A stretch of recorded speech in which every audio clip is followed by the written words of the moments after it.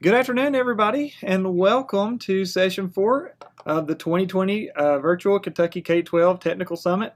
This is on track 2, and we have a great discussion about Gmail security, and we got some of our all-star guys that were here just a moment before with a great session, so I know you're going to love this one too. So during this discussion, please feel free to bring up comments or questions via the live chat or Twitter using Kentucky Text and include a T2 for track 2 before your message. Also, we encourage you to tweet out quotes, awesome moments, and things to remember using the hashtag Kentucky Text and at ERATCKY during the session. There will be an exit survey at the end. A link will be shown on your screen for you to complete the survey. This is for ELA credit and for a door prize. So if you need or want either of those, make sure you take that form at the end. Now, we are aware of issues with the Autocrat and it sending that out automatically, but because it's a Google form, we have all of this on record. So please don't worry, we'll get that out to you as soon as possible. Now, on to our team with a brief introduction, and they can take it away. Gentlemen.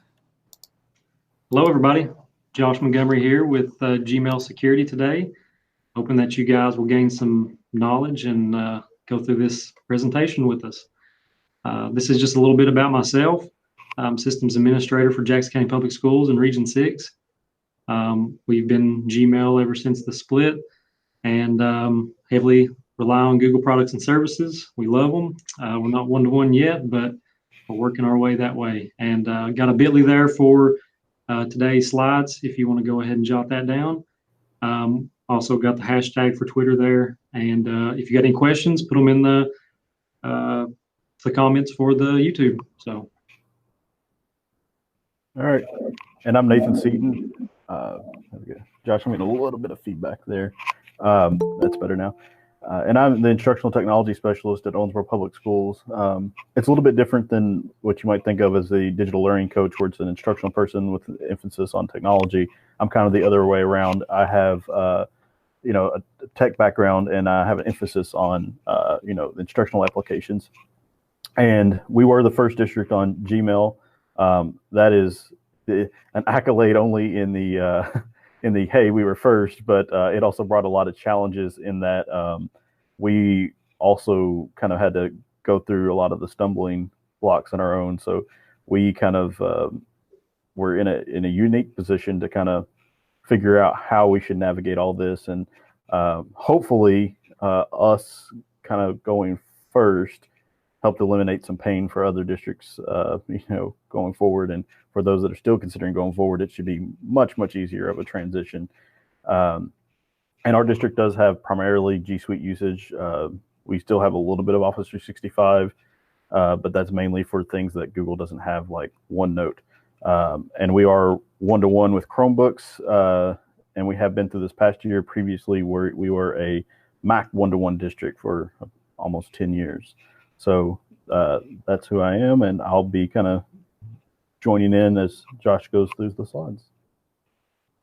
Okay. Here's kind of a presentation overview of some of the things we're going to talk about today, and I'm sure we'll add some extra things into. But we're going to talk about walled garden in Gmail, safety settings, data loss prevention, and some more advanced spoofing and spam protection that Gmail offers. And here's a slide that I shared in our last presentation, and it's the Kentucky G Suite Admin Console Best Practices for Remote Learning that Amplified IT hosted the other day. It's a little over 2 hours long training that they've got their best practices. It goes over Gmail, and so they recommend some things, and it's good. And you can get the links here and go through that when you have time and learn some things from it. I did, and I'll go ahead and say that I'm not the knower of all things Gmail, and so I'm always learning something new too, and I'm sure can always improve and do something better to make it a safer environment for our users. So first, we'll start talking about walled garden. Now, this may be something that can be beneficial in your district, or it may be something that could cause a lot of problems depending on how your students are communicating with people outside of your domain. It's usually recommended if you're going to use it on K through 5 or K through 8. We're using it on K through 5 right now. I'm probably going to bump that up to K-8 to get our middle school included in that.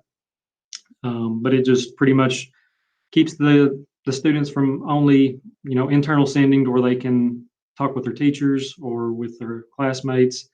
And so far it's worked pretty well for us. We haven't had a lot of complaints, and I think it keeps them pretty safe.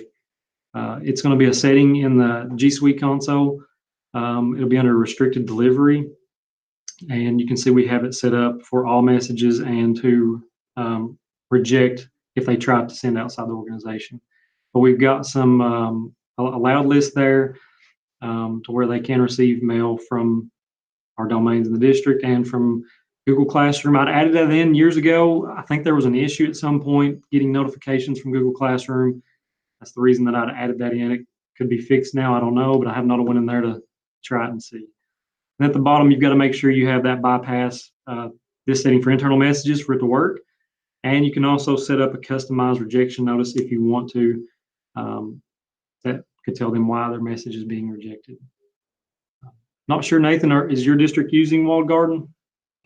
So we don't use walled garden currently. It's not that we're necessarily opposed to it, but we do have several teachers who are using third-party applications and things like that that do require some communications, that are technically from external domains. So yeah, it's definitely not anything that we're opposed to, and I think it's a good place to start. But we also tend to use a lot of additional rules to kind of filter some of the things that are coming in and to try to monitor some of the bad things that are happening.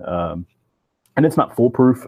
And this is, as we discussed previously, this is one of those settings that it is going to be a district by district kind of, decision to decide whether or not what's best for you. And if you were in our previous session, we talked about it. A lot of these settings can be changed, by different OUs or groups. So if it's something that maybe works out even better for one school or one grade level, if you have your OUs based out that way, then, you can kind of break those things up. So yeah, definitely walled garden is a good place to start and to, especially for the younger kids. Yep. Next, we'll talk about some of the safety settings in Google. Just got it there to where you can see it in the G Suite. I'm going to go ahead and switch over, get into the admin console, kind of show you that area. So it's going to be under apps. It's going to be under the core G Suite apps, then under Gmail here.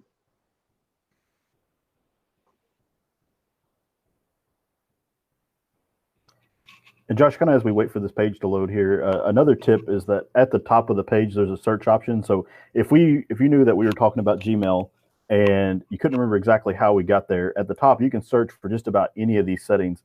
That's something that, a lot of people think it's just, you just search for users and things up there or groups, but all these settings are in there as well. I'd mentioned that at a previous KISTI session, and like people are like, oh my gosh, like they didn't realize that there was so much granular detail in there. And I'll tell you personally, I don't know where hardly anything is in the G Suite admin console, despite being in there every day, just because I search for everything. Yeah, and it's helpful. So you can see there, just by typing in safety, it tells you exactly, gives you the link to get there. If you don't want to do that, and sometimes that's the best way to do it, because you can spend a lot of time searching, and it can get kind of confusing sometimes. But yeah, anything, just type it in there, and hopefully it'll get you there. So if you want to do it the manual way, you can scroll down. There's a safety section here. And this is something that I got in and started turning on a while back, but I think I'm going to get in and turn it all on, I believe. And so this was just a way that on attachments, links, and external images, and under here is a spoofing section, that you can turn on these protections that Google has built in, and you can pretty much tell it what you want to do with the message or those messages that are coming in. And so if we just look at some of these, let's go under here. You can edit if you want to change them. Like under spoofing here, you can protect against domain spoofing on similar domain names. Right now I have it keep it in the inbox and show a warning. So on most of these, I've got them to where they're showing a warning. So it'll warn the user when they see it. Hopefully, we try to do the best training that we can, but we need to do better. But train your users on, some things they might see that maybe, a threat, or, somebody trying to act like somebody else. And, hopefully if they see a warning pop up at the top of the email, they'll be concerned about that and hopefully contact you, or know, not to click it or to open it up. But you can also move the email to spam or quarantine in here. So if you didn't want them to see it right in their inbox, you do move the spam. If you didn't want to see it at all in either spam or inbox, quarantine. And if you have somebody checking that quarantine, then you can go through there and see what kind of hits you're getting. But right now, I think we're just warning, and we've kind of sent out many emails and had many discussions with our users trying to help them through some of this. But I got in here looking at some more when we had an incident with our payroll person. They had received an email from somebody spoofing to be a principal from one of our schools, and they were wanting to change their direct deposit information and bank. And we had our form on our website, and to be honest with you, I didn't even know that. And the person had got the form and found the contact information for our payroll director, and she responded to that person and changed the bank information. So we had a whole big situation, and we had to, of course, try to do everything we could to fix it. But that forced me to get in here and to actually turn on some more things and to do some more user training to try to prevent that from happening. There was enough flags in the email that, typically you should be able to pick up on, but they make it look, like it's coming from that person. So they've done a decent job, and now we've took that off the website, and we're saying, okay, if you're going to, change your direct deposit, you have to come in and be in person and fill that form out, because we're just not going to take a chance on that anymore. So if you've got some forms like that on your websites, you might, think about taking them down, think about changing some policies, things that may have got, been fine in the past, maybe not so much these days. And yeah, Josh, we had basically a similar experience before. Ours didn't quite make it to the point of changing the form. Basically, that same thing where they used our form and completed the thing and sent it in. And unfortunately, they were like, okay, this looks a little odd. So it ended up not happening. But we have ours, they actually go into quarantine. And the nice thing is that with quarantine, you can set up a group of people to review emails for quarantine. And we have about 3 people from our department who share the responsibility of checking those. And each of those categories we have in their own quarantine. So it's very quick to see why that message was quarantined. And that's worked out pretty well for us. And I'm really glad that a lot of these safety features are built in, because prior to them being there, you had to build them all out by hand. And so that saved a lot of time. And if we have time at the end, I've actually built a few compliance rules that kind of predated the safety check, but also still help even with the one that's there. Yeah. And so, yeah, we don't have quarantine set up yet, but it's something I'm thinking about doing and going in there and checking. But yeah, you can go to manage quarantines, set up, and then, assign certain people to quarantines to, if your department has the manpower, and start looking at some of that. So yeah, on those safety features, if you're just going to warn and have a red bar that pops up with a message, I'd say that's fine to do on a lot of those things, because Google, it seems to do a very good job of having a lot of, the built-in things already available, and is already doing a good job scanning emails and catching some of those. So. Yeah. And one thing with a quarantine is that when you set those quarantines up, you don't have to go check them all the time. When there's something in there, it'll actually notify you frequently and let you know, hey, you still got stuff sitting in here that needs to go. Yep. So I get from our DLP and different things, I get emails all the time, that it's seen a potential email and what it done, depending on what kind of policies we've set up, what it done with that email. So yeah, you'll get notified, and it's a really good way to do that. All right.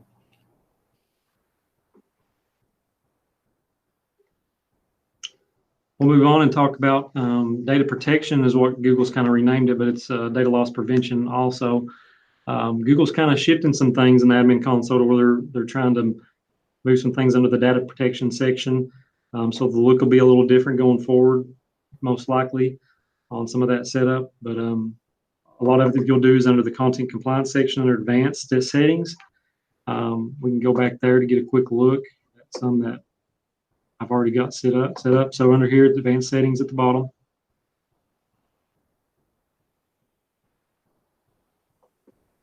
And like Nathan was talking about on the OU structure, this is kind of how we've got our setup. We've got a few different ones that we've done some different things with, but we've got staff and students basically, and then, you know, it kind of goes down for location. It's broken down, and, you know, we've not gotten really granular with it. There's been some situations where we've needed to, but for the most part, it's worked out pretty well. We've changed settings based on the different OUs. So I'm just going to pick one of the student OUs right now. And yeah, the nice thing about, you know, Gmail, whether you're, you know, you've been using Gmail for a while and you've been a Gmail district, or maybe you're Office 365 and you're wanting to make the jump or the switch, hopefully this gives you some information on what it looks like to manage it. And I'm sure there, you know, could be better things. We could do better all the time. And I find stuff every time I come in here that I'm like, oh, I didn't see that before. So yeah, I mean, it's got a checkbox for enhanced pre-delivery message scanning. So here's some of the spam filters and block senders that's set up. Pretty easy to do those. I can only view them on the students because it's just getting inherited and it's actually on the root. So if we look at that real quick, we go to the root of the domain, then I can edit the spam and block list if I want to. Some block senders. If you just want to, you know, block from different senders, it's, you know, keeps spamming your domain, then you can just throw them in here.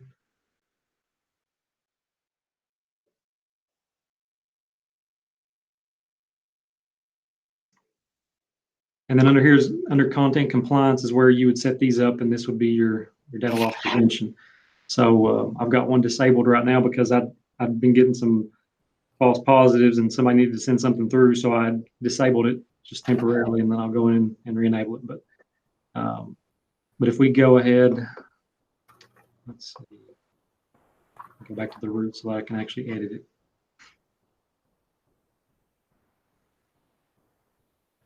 Yeah, you can choose if you want it, you know, to be inbound, outbound, or just internal. You can choose what you want for it to scan through on those.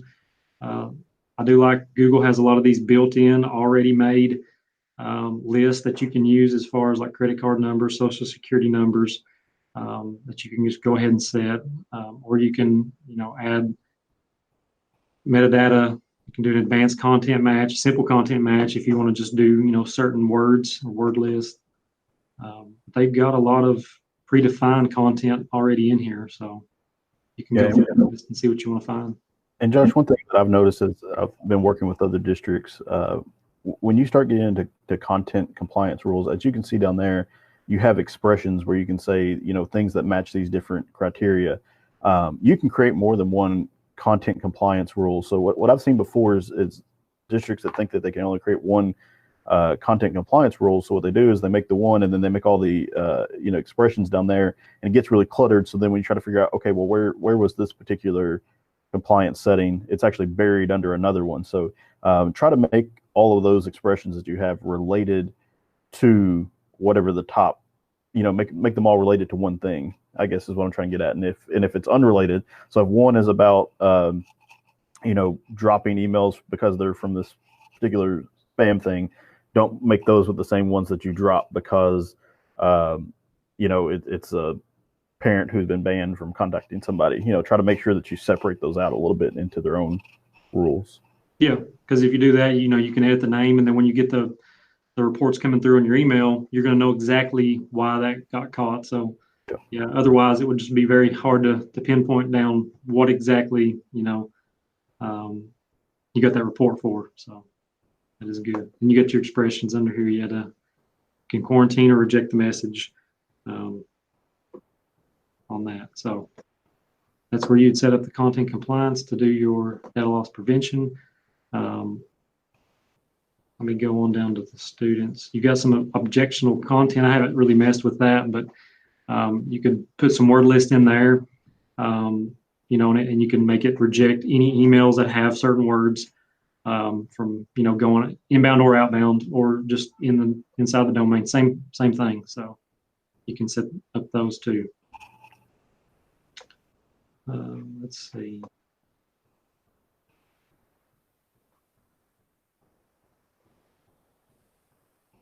And then under those also, there's a confidence threshold that you can set under content compliance on each one of those that you make. And it's got two settings, high and medium. So if you set it to high, then for your message exceed the threshold. So your message is going to trigger the action. So you might want to start off with high just to see, you know, how many's triggering it. Or you could start off with medium and see, you know, if you're getting way too many hits, then you could always change it. And if, you know, there's just a bunch of emails that's just not going through because they're meeting whatever you set, then you can go back and forth between these two. So.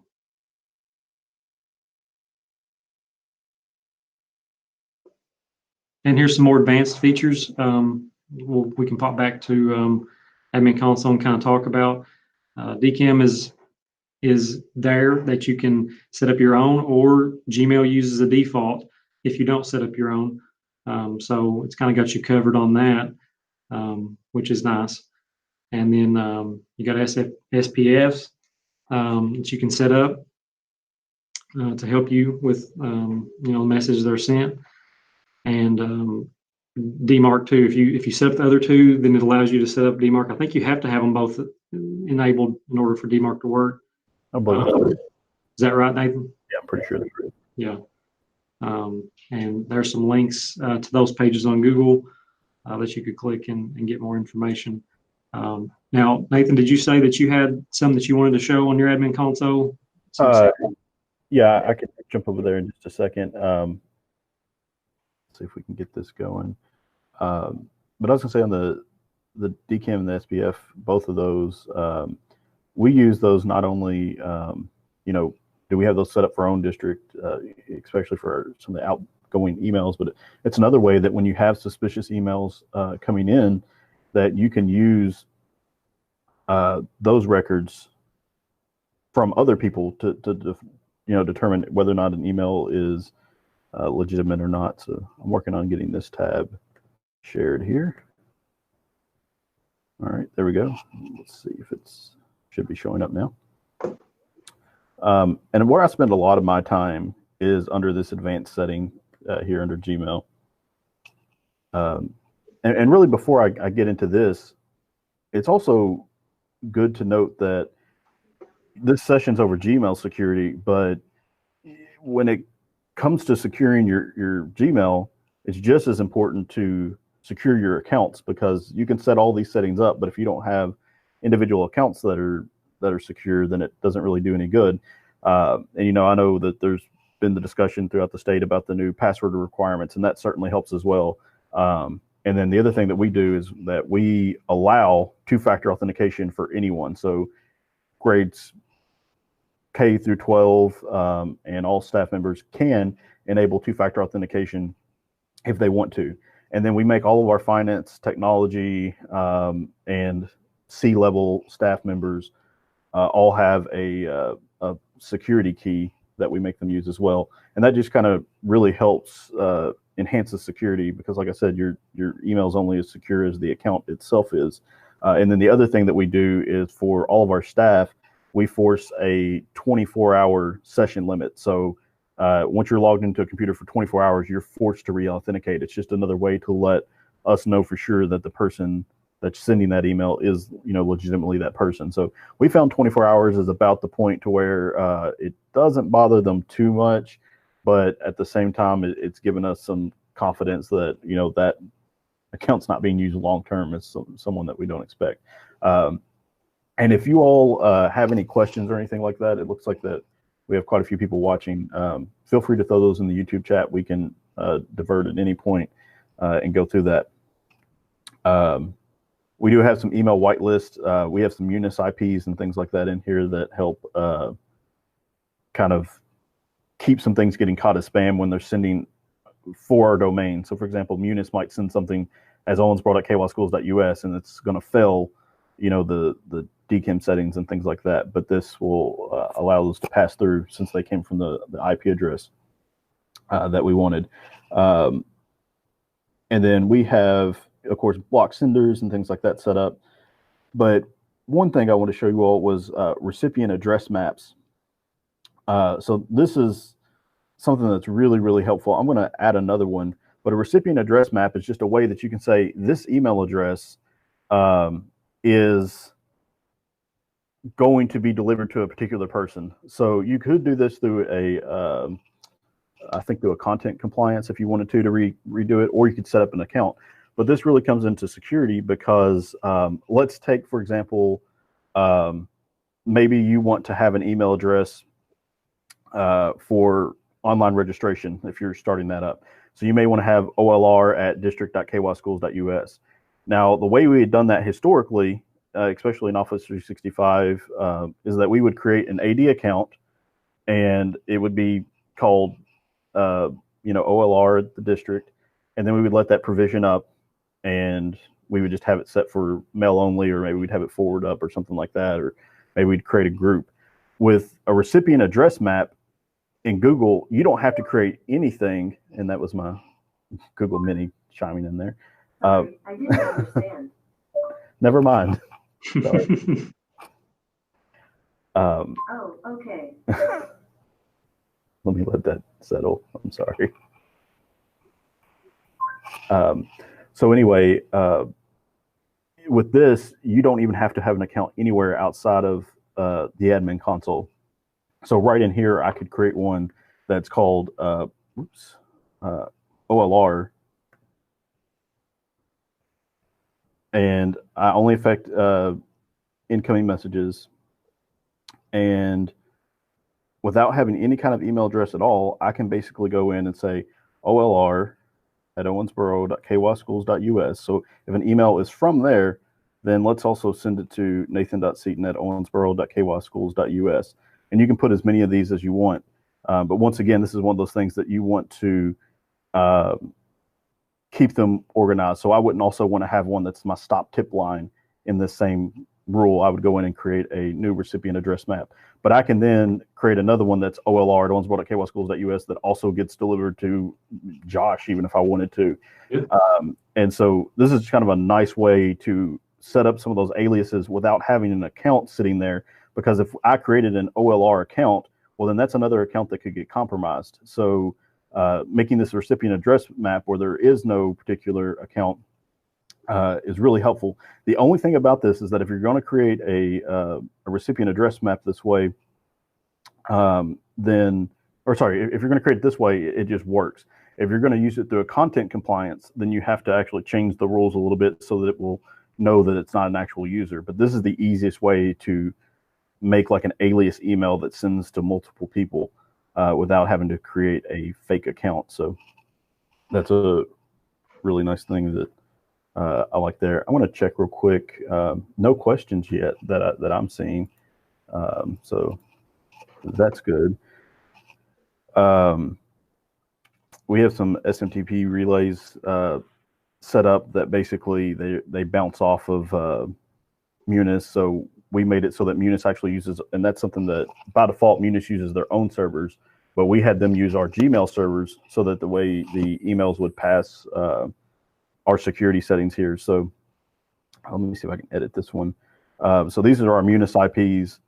And so Munis actually emails to whatever the SMTP server is that we had set up for this. And so if they come from those IP addresses that are set by Munis, then they'll pass just like they came through the district. So that's really nice if you're getting errors on the Munis side. And then where else did we have?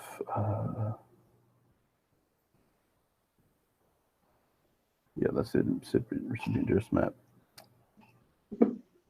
So I think in the admin console, those were the big things I wanted to cover. The other thing that we really didn't discuss just yet was the backside of that. Whenever you have gotten an email that might be suspicious, if you just have the standard G Suite account, You can either do an e-discovery search, which is very similar to the e-discovery in Office 365, where you can search through mail, drive, and chat. And so that's really nice. But the downside to searching that way is some of the alerts that you get about notifications saying, hey, this message might have been suspicious, is that Google will give you like the message ID. So you actually have to go to a completely different place in the admin console to look for those if you're trying to research something that's going on. So you would have to go to reporting, and then I think it's under reports, and they've actually changed this up just a little bit, but I would have to go in and look at my email log search is what it's called. In fact, if I just click reports here, I think.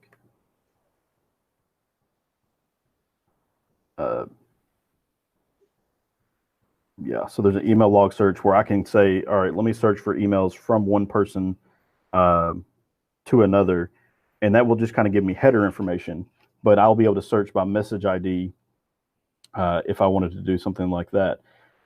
This is clunky. I don't know what your experience has been, Josh, but for me, this is a very, very clunky experience to have to search for the message ID, find the email, and then have like the subject or something I can use to then go take over to eDiscovery and search there.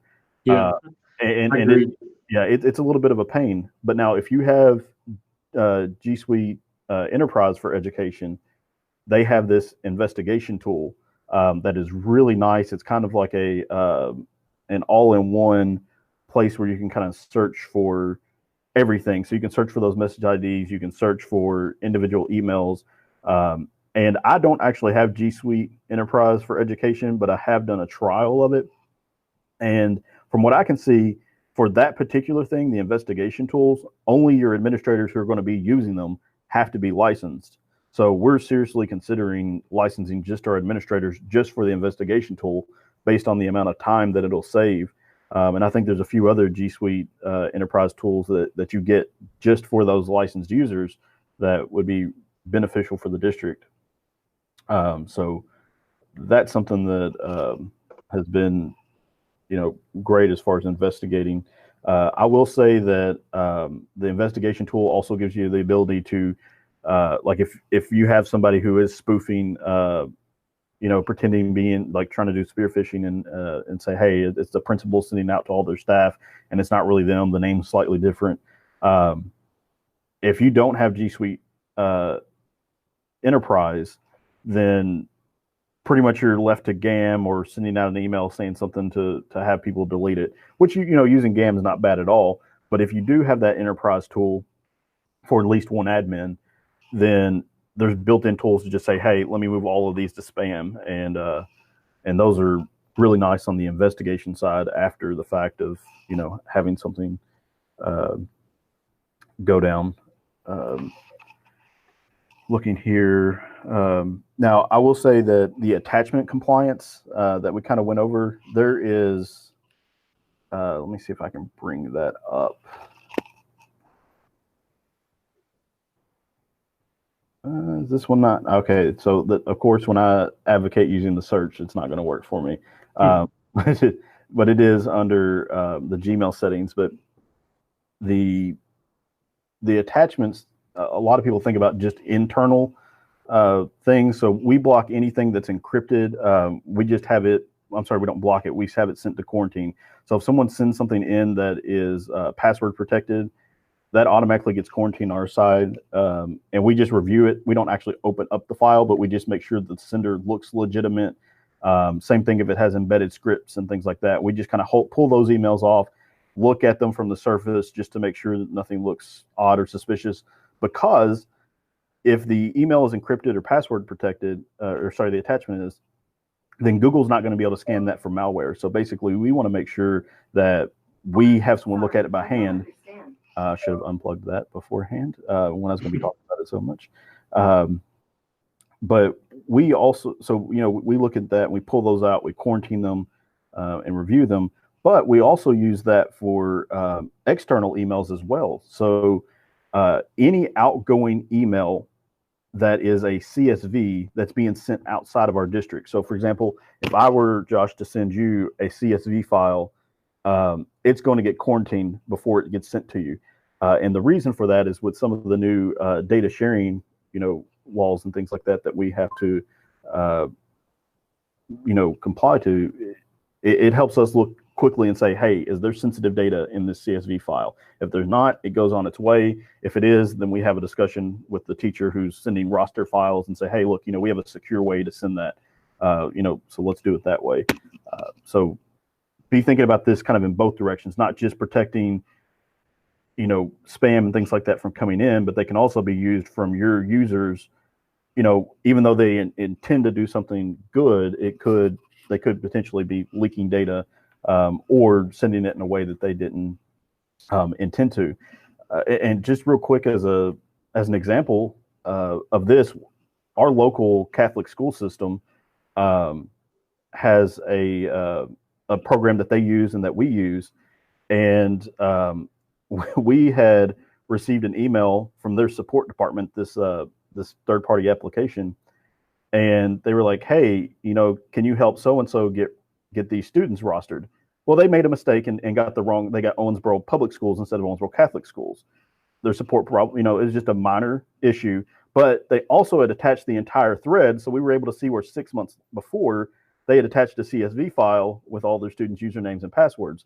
Now, fortunately, we have a really great relationship with the Catholic schools here, so we notified them, and we went through all the processes that we needed to. But that's just another way where if that teacher hadn't sent it through email and had let the district, send it through a secure channel, then there would have been no potential issue for that email to accidentally get forwarded to the wrong person like it did with us. So that's just kind of a real life example of where preventing some of your outbound emails from getting sent out can really help. And then you went over the safety features. Like I said, there was a lot of those that I had made that pretty much are no longer needed because Google went in and they built all this stuff out themselves. So if we come back down here to, my session died, but I'll actually just stop sharing because it's not that important. But with those safety features, trying to build rules for a lot of that was really complicated. So the fact that they have so much of that built in now is nice. But the one that I kind of built by hand was a content compliance rule that looks for users' names. So for example, we have a principal named John. And so anytime that an email comes in from John Smith, then basically it catches that email and quarantines it. So anybody pretending to be that person would then get caught. And like I said, Google's built-in rule kind of works, but I found that sometimes it's too lenient and other times it's too aggressive. So we had a few emails from Scholastic that it said, oh my gosh, this looks like it's trying to emulate somebody from your district because Scholastic has the word school in it, and so does our email address. And so that, to me, it seemed like, okay, that's a little bit overly aggressive. But that's why I turned that particular one off, and I use my own rule for that now. And you can find that rule in the State Technicians Team Drive. And Josh, can you share the slides again and go to that Sure. last? And I've actually added a third resource in there as well now. But the State Technicians Team Drive or Shared Drive now is really nice. It's just a place where at one KISTI presentation, a couple people, I think mainly from Region 2, made a drive, and there's just tons and tons of resources in there. But if you go into that drive and you look at there's a Google session, you can see a Google folder rather, and inside of Google there's a Gmail, and there's different options for just some of the content compliance rules that I'd built and other things from other people that are really nice. And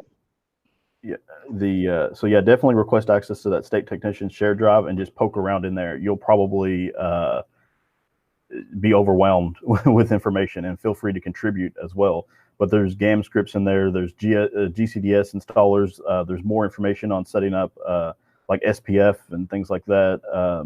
And they're specific to Kentucky. So they're hey, contact the KETS help desk for this portion.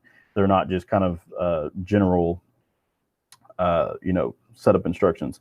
The next option I have, it's the same thing that if you're in an earlier session I mentioned before, but it's the KY EdTech Google chat. It's just kind of an informal chat we have where we ask different questions. This previously was on Google Hangouts, but we're currently in the process right now of moving all of those over to Google Chat. So if you fill out that form, I'll send you an invite probably later today or tomorrow to invite you into that chat room. And we talk about everything from Infinite Campus to G Suite. It started out as a Gmail transition chat and just grew into, we're just talking all things EdTech in there, in that chat. And then the last resource is the G Suite update blog. That is a lifesaver when it comes to managing G Suite, because it tells you about what's coming up next. It tells you about settings that are changing in the admin console. And you can also subscribe to that and get emails every day telling you, here's the new things that are coming out. There's also a lot of opportunities to join beta programs, and that's really helpful because even though you may not want to roll it out for your entire district, you can kind of kick the tires on some of the things that are coming out new in the next 6 to 7 months before you're kind of blindsided by it. But that G Suite update blog is a really, really great resource to look at. So we've got about 2.5 minutes left. Josh, did you have anything else that you want to add? I still haven't seen any questions in the chat. I'm wondering if it's working here. Yeah, hopefully so. I mean, yeah, ask questions if you guys have any. Yeah, the State Technician Share Drive is a great resource. Get connected with that, look through it, and yeah, ask questions in these chats. And no reason to reinvent something if somebody's already did it. So reach out and try to get some help doing some of these things. Yeah. I will say we, with our central office and most of our administrators, we did implement two-factor authentication. So for them a while back, because we just wanted them to be more safe. So you probably want to start looking at doing that. We kind of wanted to start small and then kind of see how it went, and then we may force all staff to two-factor, or just give them the option here going forward if they want to set it up. We've already done that, but we haven't really forced them to, like we did the central office and people that handle a lot of confidential and things like that. So yeah, give that a look. And I'm glad you brought up the enterprise features there that you was talking about. It may be worth looking at if you can just buy like 1 or 2 licenses. It may be worth it. I haven't really looked at the pricing, but I will say, we've had a couple of people come to us and say, I sent an email and I didn't mean to, and it went to this person. How can I get it back? And I said, well, you can't. Well, I've already tried with what Google offers us right now, and you can't just pull that out of the inbox, like that. So with that enterprise, if it does that, it may be, worth money just for, having that and plus the other searching and reporting that it can do. And it does that for internal users. Obviously, we can't go pull right emails from external, but right. Sometimes that's better. And like I said, normally what I'm using that for is, mail that we found that's, spam or something like that. But yeah. All right, and for external, we went into the admin console and set it up to where the undo send is like 25 seconds. Mm-hmm. And so we try to train our users, if you accidentally send something, you've got 25 seconds to go. Hit that button right there if you can catch it that fast, to kind of prevent that. But, a lot of times they've waited too long. So, yeah. Well, I think the reason we didn't get any questions is because we had to follow Chuck Austin, and everybody was just so in awe that they didn't have anything. They were just still amazed. Yeah, that's true. Well, thank you guys so much. And of course, Courtney will be putting in the chat the link to the Google Meet. So if you want to jump in this back end here, we got a few minutes that they'll do some one-on-one time. But before you jump into that, please do not forget about the ELA credit link over there. If you need ELA credit for this hour, please make sure you fill that out. And also, every time you fill that out, you will be registered for a door prize provided by our friends at ProSys. So thank everyone so much once again Nathan, Josh, just incredible job. I was actually presenting in one and listening to you guys on the other, and I loved hearing everything you guys had to say. And thank you again so much. And hang around, guys, if you want to. But the tracks will continue right here on Erratic Kentucky in this particular YouTube link. And we've got a couple of sessions still left to go. Thank you guys so much for hanging around, and we'll talk to you real soon. Hey, Courtney, I think that you put the track 1 link in there rather than the track 2. Gotcha. We'll sit. Don't go to the first one. You want to talk to Nathan and Josh. So let's put it in the right one. Here you go. Hey, I was kind of watching over to the side too. There was a lot of good discussion about finance things over there.